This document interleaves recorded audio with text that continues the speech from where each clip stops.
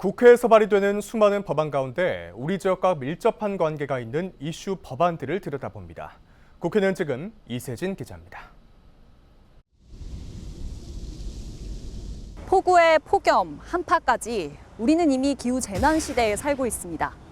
세계 각국은 인플레이션 감축법, 탄소중립 산업법처럼 관련법을 제정하면서 기후위기 대응에 나서고 있는 모습인데요. 국내에서도 이런 노력이 필요하다는 시각이 있었는데 최근 국회에서도 한국형 IRA법이라고 불리는 법안이 발의됐습니다. 어떤 법인지 국회는 지금에서 살펴봅니다.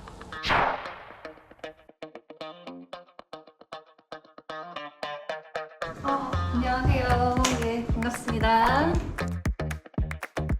제1호 법안, 이른바 탄소중립 산업법이라고 하는데 어떤 법인가요? 네, 우리나라 탄소중립 산업에 대한 지원을 강화하고 관련된 국내 기반을 더 육성하기 위한 그런 목적의 법안입니다. 미국의 이제 IRA법에 대응하기 위한 목적도 있어서 이제 한국형 IRA법이다 이렇게 불리기도 하는데요. 우리나라의 이제 탄소중립 관련 산업이라고 할 수 있는 전기차나 태양광 패널 제조업 이런 기업들이 최근에 미국으로 생산 라인을 이전하는 그런 현상이 나타나고 있어요. 그래서 우리나라 국내의 일자리라든지 미래 먹거리 차원에서는 우려스러운 현상이 될 수도 있고 장기적으로는 우리 사회의 어떤 탄소중립 사회로의 전환을 방해할 수도 있는 그런 움직임이라고 생각이 되어서 시급하게 발의하게 되었고요. 지난 21대에서도 사실 발의되었던 법이지만 제대로 논의되지 못하고 통과되지 못한 아쉬운 점이 있어서 이번에 빨리 발의하게 되었습니다. 한국형 IRA다 이런 말씀을 좀 하시기도 했는데 제정안이 만약 통과가 되면 실제로 좀 어떤 효과를 좀 기대할 수가 있을까요? 일단 이 법에 담겨 있는 내용을 살펴보시면 탄소중립 산업이라는 것이 이제 어떤 산업이다 이렇게 규정을 하고 관련된 산업에 대한 장기적인 육성 전략을 만들어서 국가 주도적으로 산업 육성과 기술 개발을 추진할 수 있도록 하고 있고요.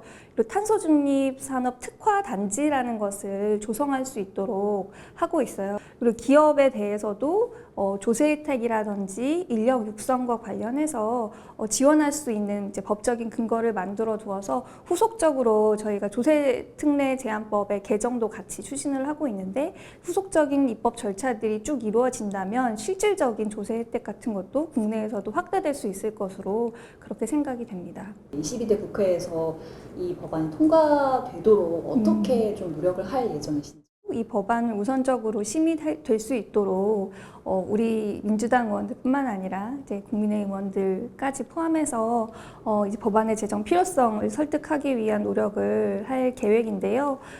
우리나라 탄소중립 산업이 지금 현재 국제적으로 어떤 어려움에 처해 있는지, 그래서 그런 어려움을 해결하기 위해서 어떤 조치들이 필요한지 이렇게 살펴보는 토론회를 하면서 좀 사회적인 공론화를 시도할 예정이고요. 마지막으로 이제 지역구를 위해서 혹시 좀 검토하시고 계신 법안이 있다면 뭐가 있을까요? 저희 미군 부대가 빠져나가고 남아있는 이제 반환 공여지를 어떻게 지역의 지속 가능한 발전을 위해서 활용할 수 있을 것인가에 대한 내용인데요. 일단은 이제 토지 매입비에 대한 부담이 굉장히 크기 때문에 그런 재원을 어떻게 조성할 것인가에 대해서 굉장히 이제 큰 물음표가 있는 상황이에요. 지금 미군 반환 공여지에 관한 법이 제정이 되어 있지만 이런 경우에 국비를 지원할 수 있는 그런 법적인 근거는 부족한 상황이에요. 제가 법을 검토해 보니까. 그래서 관련된 법 개정을 추진을 하고 또 재원 조성을 위해서 어떤 이제 또 추가적으로 제정되어야 할 그런 법이 있다면 어떤 법이 있을지 좀 고민을 해볼 생각이고요. 관련해서도 이제 8월 중에 이거는 토론회도 하고 또 지역에서도 지역 시민들 대상으로 좀 의견을 들어보는 그런 자리도 후속적으로 가져갈 그런 생각입니다. 주민들께 약속드렸던 이제 여러 가지 공약들을 꼭 실천할 수 있도록 첫 해부터 이제 여러 가지 입법 활동을 책임 있게 추진하도록 하겠습니다.